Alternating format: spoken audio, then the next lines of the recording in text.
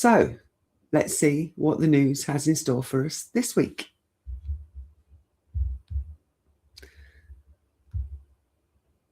As always, co-pilot first. So the top alternative media news stories from the past 7 days, non-mainstream sources. Key UK news stories this week. Early prisoner release, row intensifies. Navigate Politics reports that Andy Burnham faces mounting pressure over the early prisoner release scheme, which has followed him back to Westminster and is shaping political tensions during Parliament's quieter August period. So, framed as non-mainstream political briefing, highlighting behind-the-scenes manoeuvring. Immigration politics also escalated, with Farage and Badenoch locked in a competitive game of immigration one-upmanship. Well, I think Farage is done. As you know, if you followed me for a while, I don't have very many nice things to say about Farage. But then if you have followed me for a while, you'll know I don't have very many nice things to say about most of the politicians. And Badenoch will jump on any bandwagon that she feels will have her heard in the general melee of politics. And she's a staunch Zionist, as is Farage, as is Burnham. They're all staunch Zionists. So as far as I'm concerned, there's not a good one amongst the lot of them. So yeah, we'll leave it at that. Here we go again. Drought declared across 2/3 of England. We're in summer. The England page reports drought conditions now affecting more than 2/3 of England, with amber heat health alerts issued as temperatures rise. I looked at the weather forecast. I mean, if you want to know what the weather's doing, look out the window pretty much, because the forecast isn't always right. However, I did look at the forecast, and yes, we're in for scorching weather tomorrow. Evidently, it's up in the 30s tomorrow. But then it tails off, and we're actually getting back to what I would class as usual UK summer weather. So it will be a little bit dull with the temperatures won't be quite so high, and we may get little intermittent spots of rain every now and again, which would be nice for the garden. Independent real-time feed emphasises environmental strain and public health risk. Noted alongside continuing arrests in Thetford linked to anti-immigration protests. Okay. Well, anti-immigration protests, people feel quite strongly about it. Point 3, National Health Service dispute ends as resident doctors accept pay deal. Now, I haven't had any further conversation with my friend who is in the National Health Service, but the last time I spoke with her, she did say that the doctors have been told that due to the changes in the government, that anything that comes from this pay deal agreement may take a while to be put in place because of the changes and because of things being shuffled about a little bit. And the doctors basically said, well, that's not acceptable. We've been waiting a long time for this deal. Now we've accepted the deal, we expect it to go through. And if it doesn't go through, then there will be further problems, and there will be further strikes. So we'll see. National Herald UK highlights that resident doctors have accepted a pay deal, ending a long-running National Health Service strike dispute. Independent framing focuses on structural issues in UK healthcare and implications for future Labour negotiations. Okay. CMA targets Apple and Google over app payment restrictions. We had this before. National Herald UK reports the Competition and Markets Authority, the CMA, is moving against Apple and Google regarding app payment restrictions, signalling a regulatory push on digital market fairness. Alternative outlets emphasise sovereignty, digital rights, and anti-monopoly themes? Well, Apple and Google do have a bit of a monopoly when it comes to the pay, when you pay, app payment. So from a fairness point of view, it's right, I think, although it doesn't really affect me because I wouldn't pay anything through my phone. Point 5, drone transformation moves to centre of UK defence strategy. We've had this. Independent Defence reporting notes the UK is shifting major investment towards drone-based defence, including a 15 billion armed forces renewal plan and maritime security upgrades. Non-mainstream coverage frames this as a structural pivot in UK military doctrine. We know that there was a 15 billion renewal plan, and we talked about that. Really, when it comes to our armed forces, they're quite depleted. So maybe the renewal plan has got something along the lines of trying to get people to enlist as well. But from my point of view, all of the major countries, all of the major leaders are using drone-based defence. They call it drone-based defence, but it's not just defence, is it? It's drone-based attacks. So they couch it in it's defense, but it's not. If we wanted to attack someone, they're going to use drones to do that. And those drones will probably be powered by AI. And we know that AI is not always accurate when it comes to where they suggest these bombs are placed, and we have the Minab children in Iran to look to when it comes to misplaced armaments. So it's not great. Henry Nowak murder case sparks national debate on policing. More news reports that the Henry Nowak murder case has triggered a fierce political clash over crime, public safety and trust in British policing. Independent framing emphasises systemic trust issues rather than headline-driven narratives. Now, I'm sure you'll all remember the Henry Nowak case.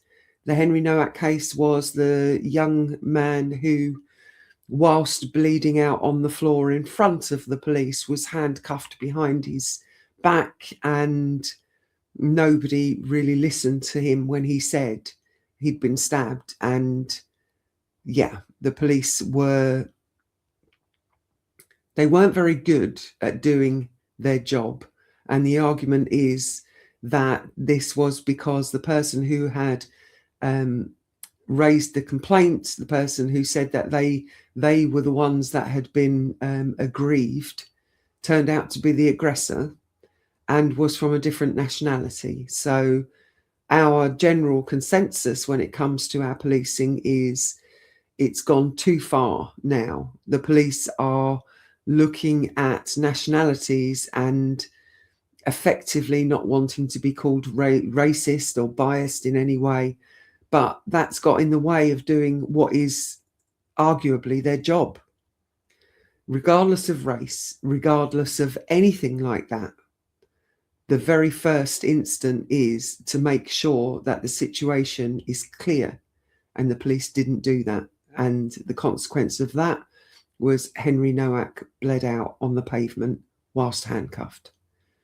So there will be backlash, and it will continue until the police step in line with their job, their role. If there is a crime, it doesn't matter who has committed it. There are procedures that should be in place in order for everybody to remain safe, the perpetrator as well as the person that has been perpetrated upon, as far as I'm concerned. Okay, point 7. Bain Capital acquires Vita Biotics for 900 million. More news covers the 900 million acquisition of Vita Biotics, marking a major shift in the UK health supplement market. Alternative outlets highlight implications for UK manufacturing and family-owned businesses. My question would be, who's bought them out? So Bain Capital, we'd have to deep dive into Bain Capital and see what kind of an organisation they are. And if it's anything like the big main organisations, big money organisations that own nearly everything. So we're looking at Vanguard, we're looking at State Street, where those kind of organisations, they come, they take over a company, and then they effectively kill the company, because it will work out that they'll let people go, but also they start using inferior products or inferior components to the products as a way to save money. And these companies have a tendency to, just get swallowed up by the big money people. So as to whether Bain Capital is part of the big money regime or not stands to be seen, but it's not a health and well-being thing, even though it is vitibiotics. It's not something I would really deep dive into. Farage, point 8. Farage urged to unite Britain's right-wing factions. Restore Britain leader Rupert Lowe calls on Nigel Farage to form a united right-wing alliance with Reform UK.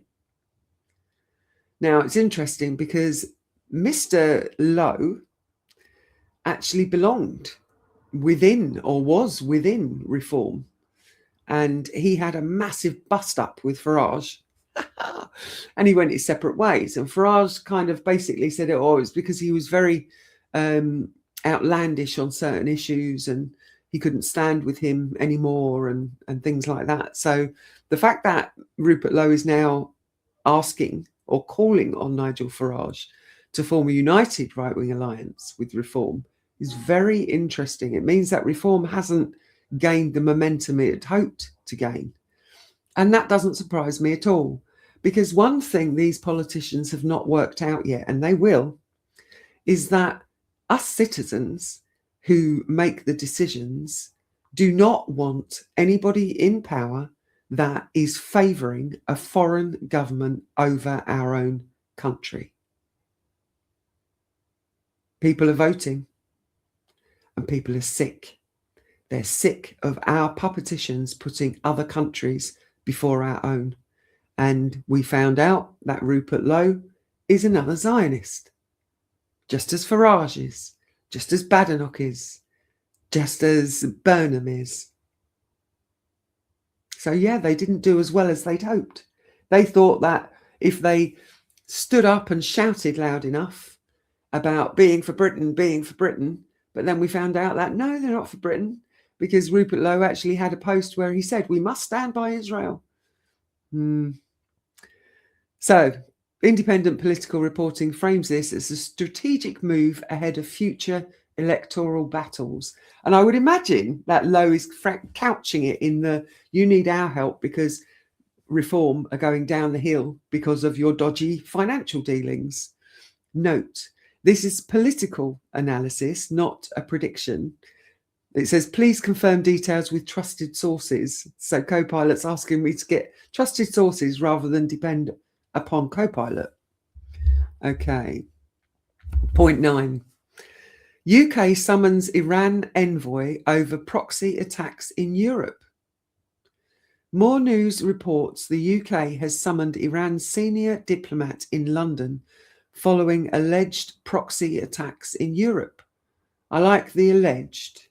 I like the word alleged because it would be very interesting to see where this information has come from. Alternative coverage emphasises geopolitical tensions and diplomatic signalling.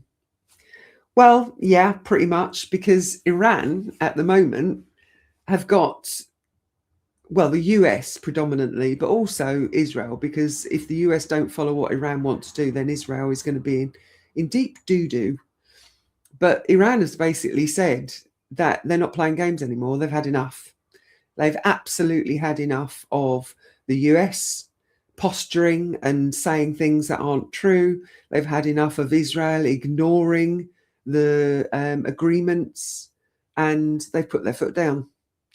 and they're using the Strait of Hormuz as a negotiating tactic, and they're basically saying, no, we're not doing it anymore.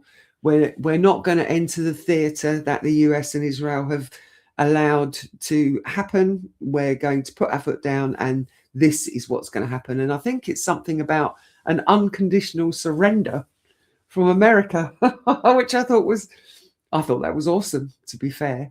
So it doesn't surprise me that the UK have decided to dip their toe in, because obviously Israel is in trouble. So we know that the UK really falls on the side of Israel every single time. Politicians, not the citizens, but our politicians will bend over backwards to support them. So yeah, it doesn't surprise me. That's it from Copilot. Now we'll ask Claude the same question. So here's the past week's UK news from independent outlets, according to Claude. Let's see what he puts at the top. Reform UK and donor networks. Here we go again. Byline Times. Good on Byline Times. They have kept the pressure on reform. Byline Times reported that a Reform UK counsellors consultancy has advised on the South Tyneside College relocation since 2021, while his firm gave £111,000 to Reform UK weeks before he stood as a candidate. Separately, Byline Times August print edition covers a project reportedly linking Reform UK, Big Tech and Palantir co-founder Peter Thiel to a political pipeline recruitment operation. So we had this recruitment operation about Palantir last week, but at the time we didn't know that Reform were in on the sticky dealings as well. They just can't catch a break, can they? It's like all their dodgy dealings that they've ever done are all coming to the surface now, and we're all getting to see just how underhand and awful Reform is. Oh, and the South Tyneside College relocation. South Tyneside, that's my area. That's around where I am. And I wasn't even aware that the South Tyneside College was being relocated. So since 2021, evidently, has been advised by Reform UK Counsellors Consultancy. So they've been sticking their fingers in other pies as well. Okay, lobbying and Westminster access. Novara Media reported that ministers met fossil fuel lobbyists 500 times. Now, we've had this a lot as well in Labour's first year in power, and separately that James Purnell led a firm representing arms, fossil fuel and water companies before his current role, a thread that connects to the wider scrutiny of Andy Burnham's appointments that I've been following for the podcast. So Claude is now coming in and bringing in things that we've been researching, or I've been researching, to bring to you. So he's highlighting that for me as something that I might want to consider looking at when it comes to lobbying and Westminster access. You'll get more information on that coming up on the Wednesday Research Hub as from next week. So yeah, keep your eyes peeled. Andy Burnham as PM. Coverage of Burnham's early premiership continues across all three outlets. Novara reported Burnham has tightened the rules on early prison releases, and separately that he's unveiled a plan to fund a devolution revolution. Now, that will be interesting. Devolution, so taking the main part of politics out of London. And we know that Burnham wants to work from his base in Manchester. So I have a feeling, and I've said that many times in the past, my standing is that the money should not be handled in London when it comes to all the different constituencies. Our taxes get paid to London. London then allocate those as part of funds for different councils. That is not good enough, because they haven't got a clue what happens in the northeast. They haven't got a clue what happens in Birmingham, in Manchester. They have their politicians that are part of those areas, but they're all captured. It should be, and if the devolution is what I'm hoping for, it should be that the taxes stay in the area that they were collected, and those taxes are then allocated by the, I will call them politicians, by the politicians that have an idea of where the need is within their constituencies. And it would be the right step forward. So, as I've said before, I don't really agree with Burnham. He's a staunch Zionist as well. However, this could be something that I could get behind. Could being the appropriate word. Open Democracy's Paul Rogers wrote that the new PM is off to a good start. But the real test will be in how he deals with the US, Israel, and the climate crisis. Yeah, won't it just? Media ownership and press freedom. Byline Times reported Green Party leader Zach Polanski has thrown his support behind the Media Sovereignty Act campaign. I haven't heard of that. Criticising what he called Britain's billionaire media and warning it lets billionaires literally buy democracy. The piece notes this would target foreign-owned outlets, including the German-owned Telegraph, the Mail Group under non-Dom Lord Rothermere, and the Saudi part-owned Independent. Well, we do need a Media Sovereignty Act, and within that should be that none of our media are captured by our government. So not just billionaires who literally buy democracy, but also our own government that makes the media, the mainstream media, filter out what we can see. We know about the DSMA. We know that if any media outlet wants to put a story out, they have to run it by the DSMA before they do. And then the DSMA, which is all military that run it, it's supposed to be a voluntary organisation, but it's all run by military men. They run it past what they think our government will allow us to, or would want us to see. And if it doesn't fit the narrative, the DSMA will put a kibosh on it. And the mainstream media outlets are pressured not to publish. So I moan about mainstream media all the time, and I say how captured mainstream media is. And it is captured because there's a lot of mainstream media have their own narratives that they would like to push, and they're captured by government as well, and the DSMA. So there is a part of it that maybe their hands are tied, but not to the point where they don't actually report things that are of value to the citizens. But we'll see how far Zach Polanski goes with that. Israel lobbying and West Bank settlements. Novara Media reported the Charity Commission has launched an investigation into allegations that UK charities are funding illegal Israeli settlements in the occupied West Bank, with 8 charities under initial scrutiny. So that's directly relevant to the petition that was put in front of Parliament by the Petitions Committee for debate. And they had that debate on the 22nd of June. So, yeah, that's something that I will probably look a little bit more into. Israeli lobbying.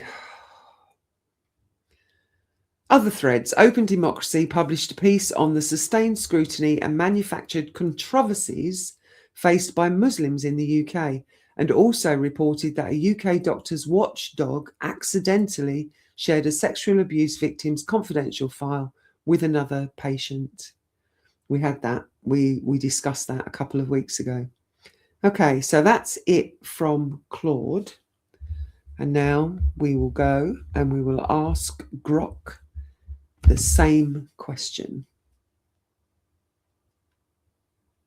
Okay, so here are some of the main UK stories from roughly 5th of August to the 12th of August, which is today. Drawn primarily from independent alternative outlets, so Byline Times, Unheard, Spiked, Searchlight, The Lead, and similar, rather than BBC, Guardian, Telegraph, Sky, major tabloids, etc. So, top of the heap for Grok is extreme heat, drought, and wildfires. England and Wales faced ongoing severe dry conditions after the driest July on record in 190 years in some accounts. By early mid-August, drought status covered around 71% of England, affecting 45 million people. With hosepipe bans and water restrictions for tens of millions, a fifth heat wave of the summer was underway, with temperatures expected to reach the mid to high 30s, possibly 38 in places. Amber heat health alerts and continued wildfires, hundreds recorded in early August alone, yearly totals matching or approaching prior records. Okay, well, we talked about the wildfires last week, and we did say that there was this general thought that they'd been deliberately set. And I argued that when we hear deliberately set, we think of some pyromaniac that's going to go out and set fires on purpose. And my argument was, well, actually deliberately set doesn't necessarily mean that. It could mean that people are not extinguishing barbecues effectively, and that's causing a catch, which is then like leading to a wildfire. I didn't look into it. I didn't say I was going to, but I didn't look into it because